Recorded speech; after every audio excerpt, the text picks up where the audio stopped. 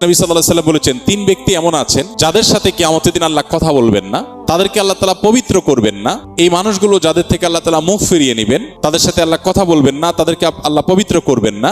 সেই মানুষগুলোর মধ্যে একজন হলেন ওই পুরুষ, যে পুরুষ টাকনুর নিচে পোশাক পরে। পোশাক পরে বলতে যে পোশাক উপরের দিক থেকে যায় সেটা টাকনুর নিচে পরে, প্যান্ট, পাজামা, চাদর, লুঙ্গি, জুব্বা, জামা, এগুলো। মুজা যেটা থাকেই নিচে, নিচ দিক থেকে পরা হয়, ওইটার কথা ভিন্ন। তো এই যে মুসবিল যে ব্যক্তি টাকনুর নিচে প্যান্ট, পাজামা, লুঙ্গি ইত্যাদি পরে, এই ব্যক্তি তার সাথে আল্লাহ কিয়ামতের দিন কথাও বলবেন না এবং তার দিকে আল্লাহ তাকাবেনও না, তাকে আল্লাহ পবিত্রও করবেন না। এই তিনটা ভয়াবহতা এই ব্যক্তির জন্য আছে, যে ব্যক্তি টাকনুর নিচে প্যান্ট, পাজামা, লুঙ্গি পরে। আমাদের দেশে অনেকে আছেন মসজিদে নামাজ পড়তে আসলে তখন প্যান্ট ভাঁজ করে। অনেক মসজিদে মুয়াজ্জিনরা মাইকে বলেনও যে টাকনুর নিচে যাদের প্যান্ট আছে প্যান্টগুলো উঠায় নেন। নামাজের জন্য এই কথা কেন বলবেন? এই সম্পর্কে একটা জয়ীফ হাদিস আছে যে মুসবিল ইজারের নামাজ কবুল হয় না। হাদিসটা সহিহ সূত্রে বর্ণিত না।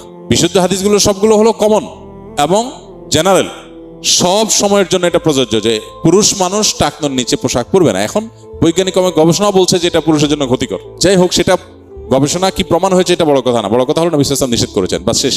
অতএব এই ব্যক্তি, যে ব্যক্তি টাকনুর নিচে প্যান্ট, পাজামা, লুঙ্গি, জুব্বা ইত্যাদি পরে, এই ব্যক্তি থেকে আল্লাহ কিয়ামতের দিন মুখ ফিরিয়ে নেবেন। খুব ভয়াবহ কথা।